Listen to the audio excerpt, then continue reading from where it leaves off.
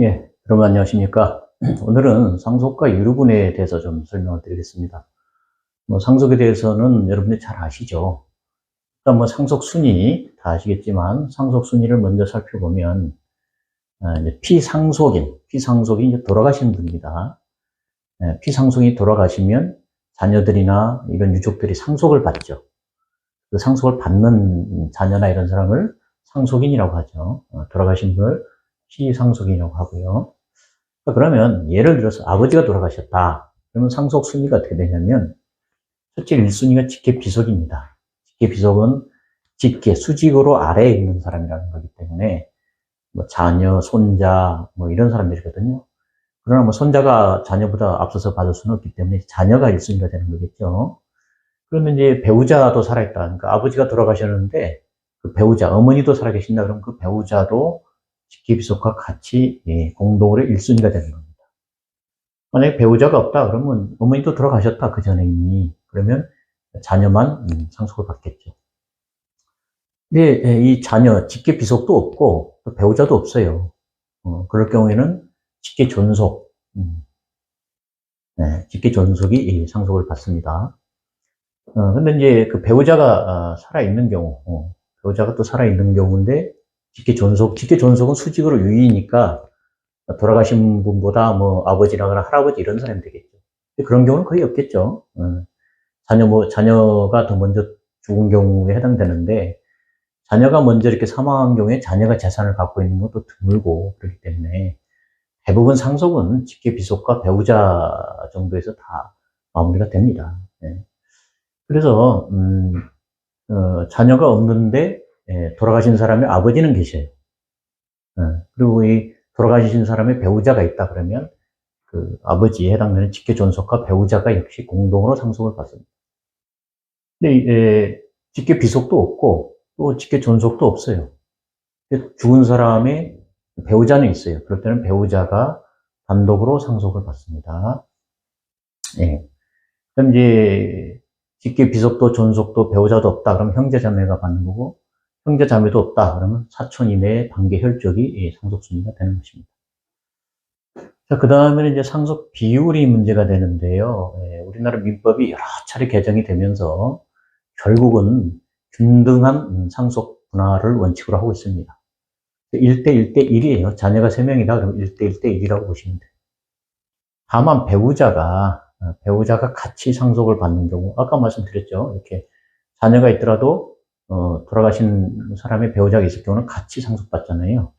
그럴 때는 배우자한테 50%를 더 줍니다.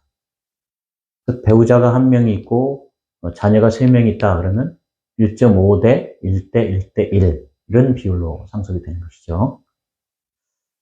상속에 대해서는 이 정도로 설명을 드리고, 그 다음에 이제 유류분 반환 청구라는 게 있는데요. 이게 뭐냐면 쉽게 말씀드리면 돌아가시는 아버지, 예를 들면 아버지가 내 재산을 누구에게 증여를 하거나 유증을 해서 다 유언을 통해서 주거나 미리 주거나 그건 자유죠. 그렇죠? 아버지 마음대로입니다. 아버지 재산, 본인 재산을 본인이 처분한다는데 그 자유는 보장이 돼야 되죠. 그렇게 되다 보니까 상속인들 중에 일부 또 이런 사람들이 한 푼도 못 받거나 아주 조금만 받는 경우가 있어요. 아까 말했듯이 정상적인 법에 정해진 상속 비율에 의하면 1.5대 1대 1대 1로 받는 것인데, 그 중에 장남한테 줬다거나 아니면 배우자하고 차녀한테 줬다거나 이런 식으로 해서 줘버리면 나머지 사람은 한 푼도 못 받게 될 수도 있죠. 이건 좀 너무하는 거 아니냐. 그래서 그럴 경우에 원래 상속받을 지분대로 다 돌려주라 그러면은 유언의 의미가 없잖아요. 그렇게는 안 되고, 유언은 존중하되 아버지가 재산 처분한 건 존중하되 그 중에 일부는 좀 돌려줘라 이렇게 되는 거죠. 그래서 직계비속이나 배우자에게는 유류분이 2분의 1까지만 인정되고요. 원래 본인이 상속받을 상속 지분의 최대치 2분의 1까지만, 그 안에서만 인정되는 겁니다. 그다음에 직계존속이나 형제자매의 경우에는 본인들이 받았을 상속 지분 중에 3분의 1 범위 내에서만 유류분으로 반환을 청구할 수가 있는 것입니다. 유류분에서 중요한 건 시효입니다. 시효. 아까 말했듯이 아버지가 돌아가셨던 날부터 10년 내에는 유류분 반환 청구를 해야 되고요.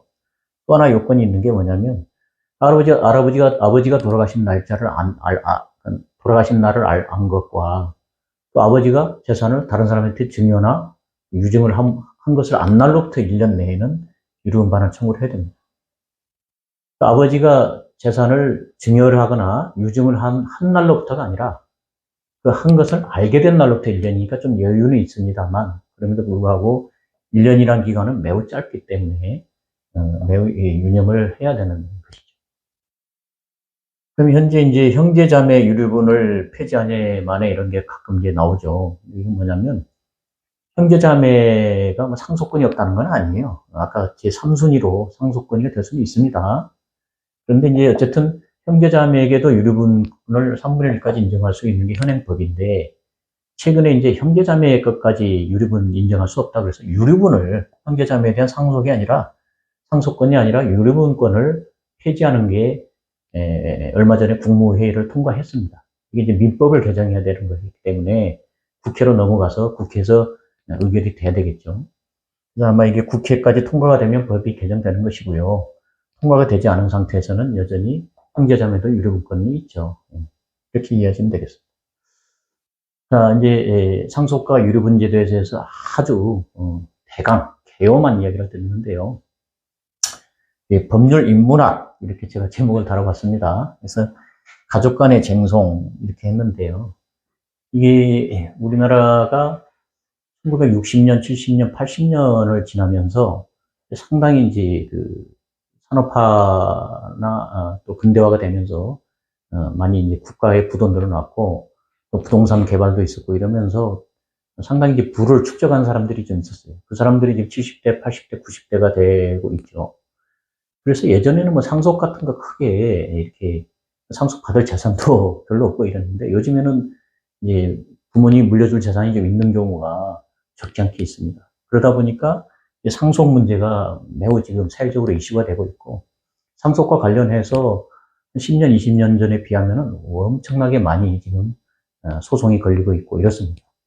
그러다 보니까 이제 유족들 간의 상속과 관련된 유류분 청구 소송이랄지, 상속재산 분할 청구 소송이랄지, 기여분 소송이랄지 이런 소송들이 많이 걸리고 있다 보니까 그거에 대해서 과연 우리가 인문학적인 측면에서 어떻게 바라볼 것이냐, 이런 문제가 있는 것이죠.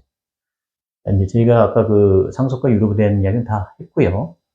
약간 인문학적인 측면에서 여러분들이 좀 이 딱딱한 내용을 좀 풀어드린다는 차원에서 지금 말씀을 하고 있습니다. 10년, 20년 전만 해도 가족 간에 이렇게 소송 걸리고 이런 건 거의 없었어요. 그리고 가족 간에 소송 걸리고 그러면 주변에서도 아주 안 좋게 봤죠. 도덕적으로 매우 비난을 했었습니다. 근데 이제 상속이나 이런 관계가 많이 발생하고 그러다 보니 이제 과연 지금도 그렇게 비판적으로 볼 것인가 하는 의문이 있는 것이죠. 상속 관련해서 법정 분쟁이 생기면 다른 사람하고 소송하는 것보다 더 이 형제간이나 이런 사람들은 더 감정적으로는 더 격앙되는 것 같습니다. 매우 심하게 싸우기도 하고 원사도 높아지고 뭐 이렇습니다. 보다 더 억울한 것도 많고 뭐 섭섭한 것도 많아서 그러겠죠. 반면에 이제 이런 가족 간에는 서로 합리적으로 조정하기 좀 어려워요. 야, 내가 아버지 그 아픈 거를 내가 다 병수발했는데 네가 이럴 수 있어? 뭐 이런 이야기. 또 뭐 상대방은 누나가 한 게 뭐야? 뭐 이런 거. 이런 게 너무 감정적으로 이렇게 많이 얽혀 있기 때문에 당사자 간은 좀 법적으로 이렇게 처리되기 어려운 측면에서 합리적으로 처리되기 어렵습니다. 그런 측면에서는 법원을 통해서 합리적이고 균형 있게 분배하는 이런 법적 쟁송을 거치는 것이 더 나을지도 모르겠습니다. 여러분은 어떻게 생각하시는지 모르겠습니다. 그래서 제가 생각하기는 이렇게 법정까지 오기 전에 살아계실 때 재산을 물려주실 분들이 가족들 간에 원만하게 재산 분배에 대해서도 잘 투명하게 해서 합의를 해서 분배를 시켜서 돌아가신 뒤에 분쟁이 없도록 하는 그런 문화가 좀 우리나라에도 정착이 돼야 되겠다, 이런 생각을 가지고 옵니다. 이렇게 서로 유족 간에 손을 잡고 이렇게 화기애애하게 갈 수 있으면 얼마나 좋겠습니까? 그게 아니고 이렇게 그런 조치를 하지 않아서 평생 얼굴도 보지 않게 되는 이런 경우가 생기는 거를 막아야 되고, 그러기 위해서는 살아 생전에 현명하게 재산 분배에 대해서 좀 미리 해놓고 가시는 게 좋고, 무엇보다 중요한 거는 유족들 간의 마음을 서로 억울하거나 그런 게 없이 서로 끄떡끄떡하면서 동의할 수 있는 그런 정도의 조치를 하고 사전에 이렇게 해놓는 게 매우 중요하다. 그런 측면에서 제가 법률 인문학, 가족 간의 분쟁, 쟁송에 대해서 가볍게 언급을 좀 해봤습니다. 이상 마치겠습니다.